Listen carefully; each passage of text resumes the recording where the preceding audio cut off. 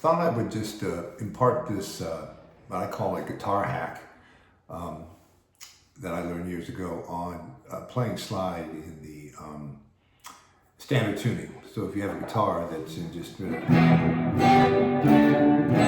standard tuning, that you can actually step in and play slide with a jam or something, your classic 3-chord jam. No matter what the style is, country or blues or really anything, but mainly country and blues, obviously. And that is, if you learn something about kind of some shapes on the neck that help you make the slide voicings, and that's really starting with the A shape. I call them, this is the A chord, obviously, the open A chord. These 3 strings comprise the A chord. And just see that A chord in different positions on the neck forming chords. And if you know anything about the cage system, but the C, the A shape of the cage system, that can move up the neck. For example, this is a C shape here. This is these 3 strings here, 1, 2, 3, A shape, this A shape, this A shape. This is a C chord. Up here is a D chord, these 3 strings. And this is an E chord, E up here. So if you take your slide, and I do a slide in my pinky because that gives me more availability for my other fingers to play in standard tuning anyway. That's how I learned it. You do it any position you want, but your pinky, you'll be able to do more fingering if you keep the rest of your hand open. So if you take the A shape here, make an A chord with the slide, C, D, be able to play with people if they're playing those chords. So if someone's playing a C in standard tuning,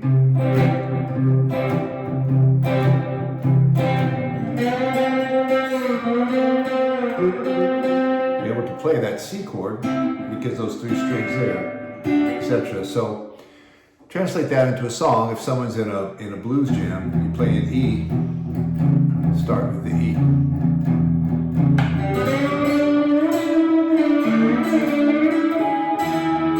Come up to the E shape here, with those 3 strings there, be able to play the E.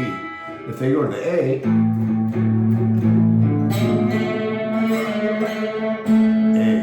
now you have to get the slide over the frets, but you can slide into the sound. You don't have to get it just perfect. It's obviously when you press a fret down, you have a perfect position, but the slide, you don't have a fret, so you have to get that perfect over it. And then back to the E, then to the B, and the A.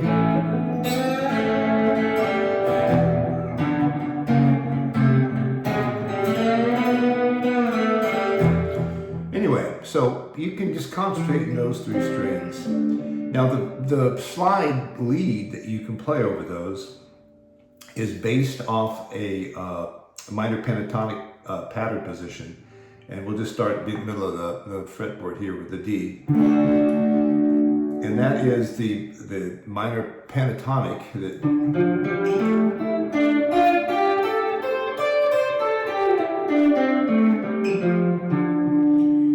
that sort of starts down here, but runs up to really kind of main strings are over that same position of the D.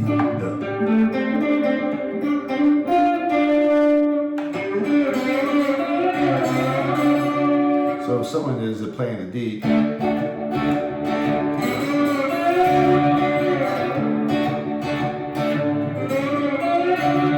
so you can just slide. And then coming up to these strings also on that position gives you the chance to sort of give a real sort of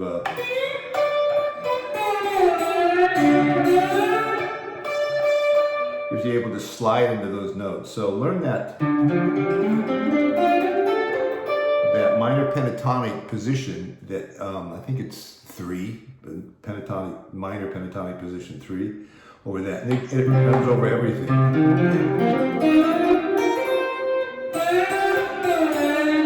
The C and the E, obviously the E. But if you learn the A positions up the neck, Put your slide over that, learn that minor pentatonic position. I think you can play with a lot of music. Now, there are a ton more positions on standard tuning to be on the neck.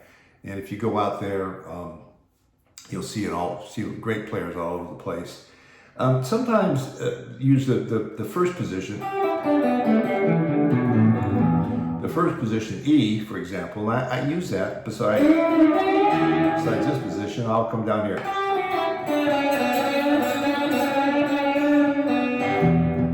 You can't use that first position. The thing about the first position, it takes a lot of sliding back forth. So if you're in the A here, you can certainly do that, but I just find it a lot easier. Especially that little slide up there on that different minor pentatonic position. So have a lot of fun. Also want to call out, I have my James camera position here, headless camera position. James is a great YouTuber out there, James twice, James.